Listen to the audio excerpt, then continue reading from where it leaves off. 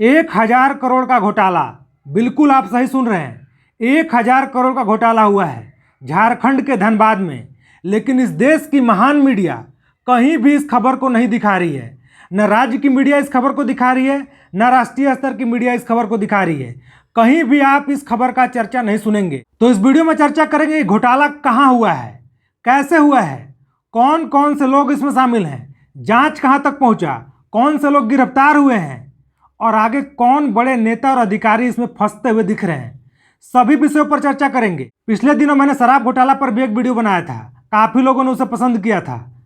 जब ऐसे दौर में जब मीडिया इन खबरों को दिखाना नहीं चाहती है, पत्रकार इन मुद्दों पर बोलना नहीं चाहते हैं, तो अगर कोई छोटा मोटा प्रयास कर रहा है तो कम से कम उसको आप लोग सपोर्ट जरूर कीजिए। तो चैनल को सब्सक्राइब कीजिए। मेरा नाम है अभिषेक और आप देख रहे हैं Bharat junction.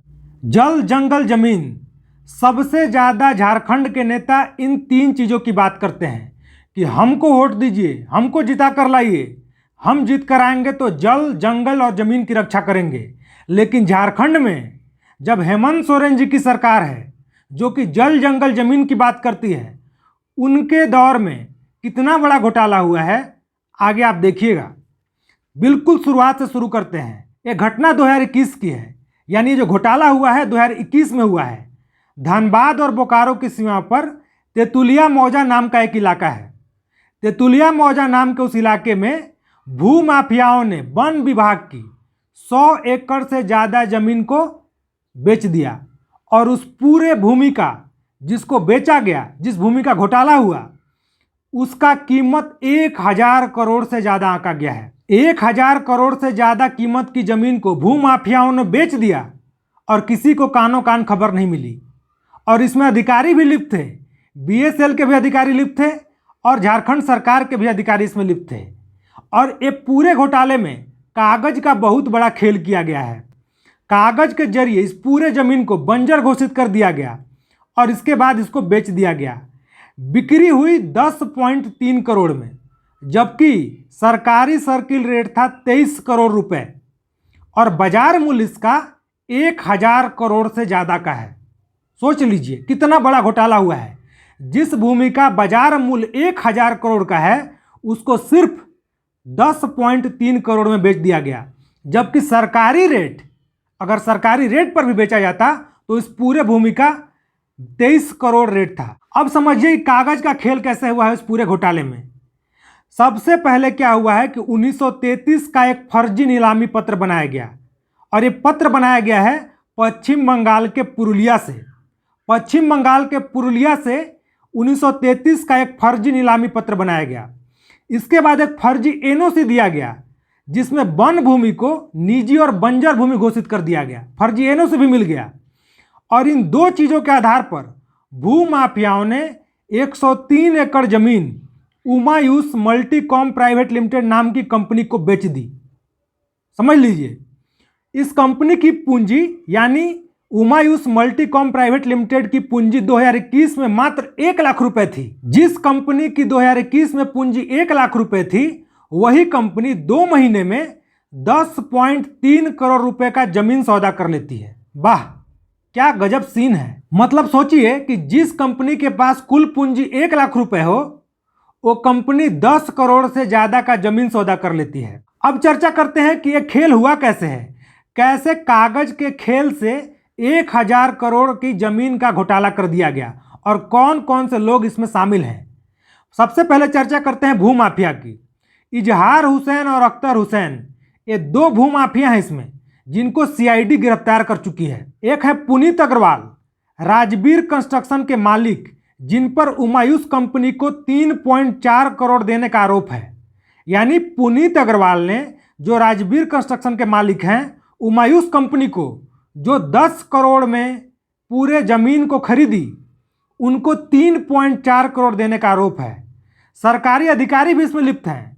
Bokaro steel plant के बीएसएल के 6 से ज़्यादा अधिकारी इसमें लिप्त हैं। इसके अलावा 50 अंचल के कर्मचारी जिनके रिकॉर्ड रजिस्टर से, जो कि वॉल्यूम 60 से लेकर 75 के बीच का है, उसको फाड़ दिया गया, जिसमें लगभग 400 एकड़ जमीन का जानकारी था।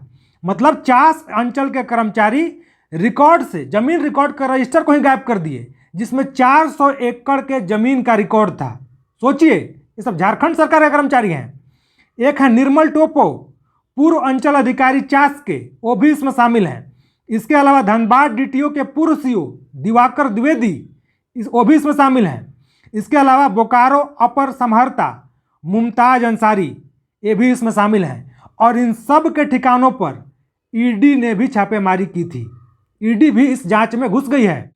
अब समझिए कि ये पूरा घोटाला सामने कैसे आया, कैसे इतना बड़ा षड्यंत्र जो झारखंड सरकार के अधिकारी, कर्मचारी, बीएसएल के कर्मचारी, भूमाफिया सब ने मिलकर इतना बड़ा खेल खेला, ये सामने कैसे आया। 18 मार्च 2024 को बोकारो वन प्रमंडल के प्रभारी वनपाल रुद्र प्रताप सिंह बोकारो सेक्टर 12 थाने में एफआईआर दर्ज करवाते हैं और उसमें आईपीसी की कई धारा 406, 420, 467, 471, 120 बी, 34 फॉरेस्ट एक्ट की धारा, कई धाराओं में केस रजिस्टर किया जाता है।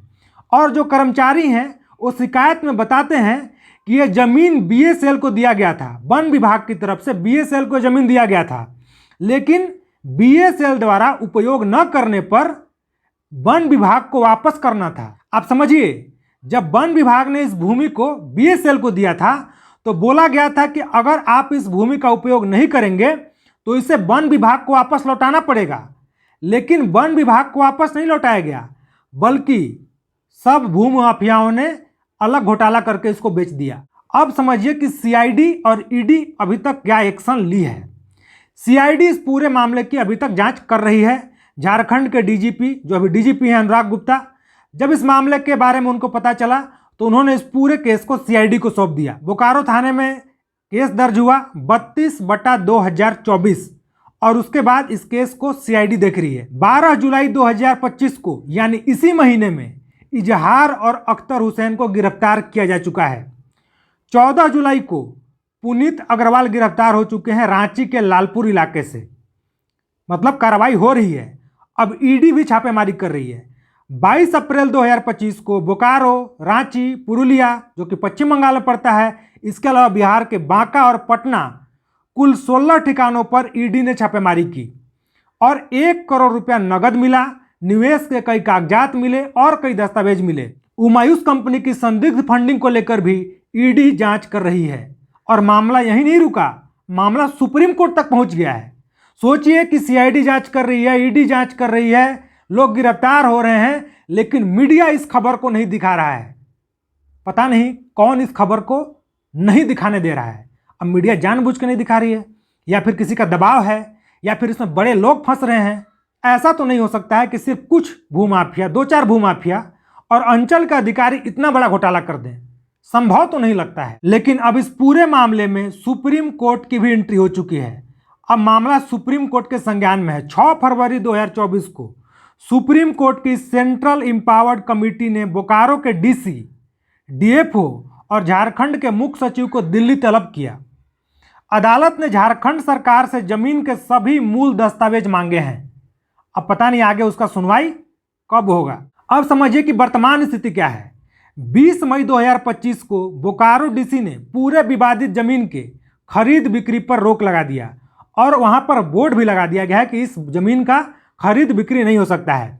लेकिन बाद में झारखंड हाई कोर्ट ने तकनीकी आधार पर डीसी के आदेश को रद्द कर दिया और साथ ही टाइटल सूट दायर करने की अनुमति दी। तो प्रेजेंट स्थिति ये है।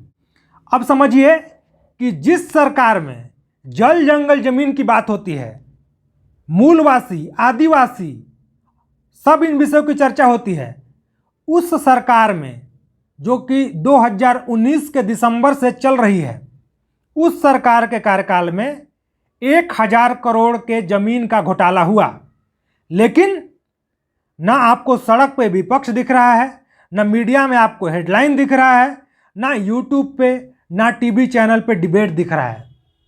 तो आप समझदार हैं कि क्यों नहीं दिख रहा है, कौन कौन से लोग इसमें शामिल हैं। स्वाभाविक है कि जरूर इसमें बड़े लोग शामिल हैं। जब जांच होगा, जो कि चल रहा है, ईडी जांच कर रही है, सीआईडी जांच कर रही है, सुप्रीम कोर्ट निगरानी कर रहा है इस मामले की, तो आप मान कर चलिए कि इसमें बड़ी बड़ी कई मछलियां फंसने जा रही हैं। बड़े बड़े अधिकारी और नेता इसमें शामिल हैं। इसके बिना इतना बड़ा घोटाला नहीं होगा। तो आप लोग भी इसके ऊपर कमेंट करके जरूर बताइए कि क्या आपको इस पूरे मामले के बारे में कहीं पता था, क्या आपने इसके बारे में कहीं पढ़ा था, कोई वीडियो आपने देखा था। जो भी आप लोगों की राय है कमेंट बॉक्स में जरूर लिखिएगा और साथ ही सरकार के ऊपर भी आप लोग जो भी कहना चाहते हैं जरूर बताइए कि झारखंड की सरकार के बारे में आप लोगों की क्या राय है इस पूरे मामले को लेकर। साथ ही इस वीडियो को शेयर कीजिए, वीडियो को लाइक भी कीजिए और भारत जंक्शन चैनल को सब्सक्राइब जरूर कीजिए। धन्यवाद।